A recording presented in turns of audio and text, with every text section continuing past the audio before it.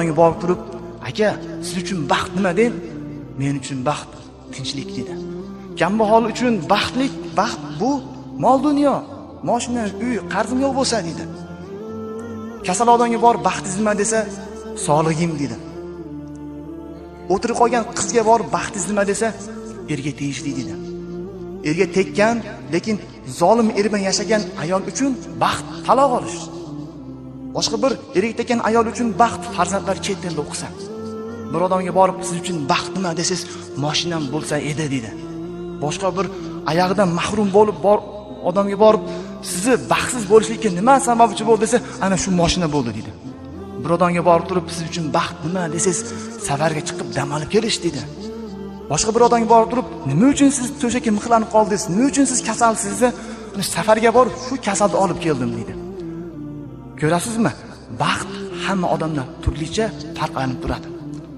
Lekin eng hayron qoladigan joy, agar siz bu dunyoda baxtni istaydigan bo'lsangiz, topa olmaysiz.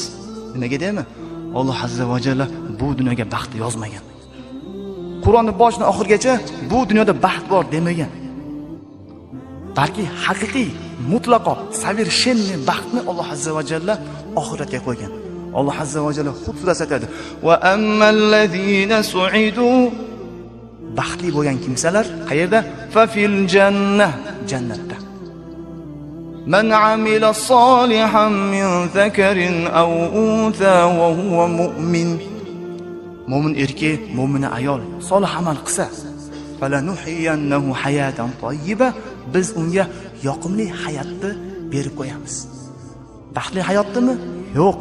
Yoqimli, yaxshi hayot yashattirib qo'yamiz. Undan chiqdi, bu dunyoda baxt yo'q.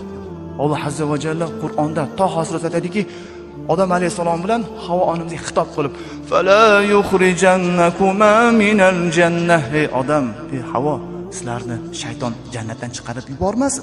Ya Robbimolloh, chiqarib yuborsa nima bo'ladi? Fatashqo, baxtsiz bo'lasan dedi. Undan chiqdi, banatdan, jannatdan chiqqanki jamiki odam baxtsiz bo'ladi. Bu dunyoda baxt yo'q. Lekin jannatdagi baxtga intilishimiz uchun, jannatdagi baxtni his etishimiz uchun, ana shu jannatdagi baxtning daryosidan bir tomchisini butun dunyoga berdi. Rozilik, qanoatlik, sabr, kechirimlik, murosat, iltifot, e'tiborsizlik. Tasavvur qiling, siz bu dunyoda 100% kechirimli bo'lib, e'tiborsiz bo'lib, beg'am bo'lsangiz, qanoatli bo'lsangiz, jannatda Alloh azza va jalla sizni baxtning dengiziga soldirsa, tasavvur qiling, qanaqa darajada baxtli bo'lasiz.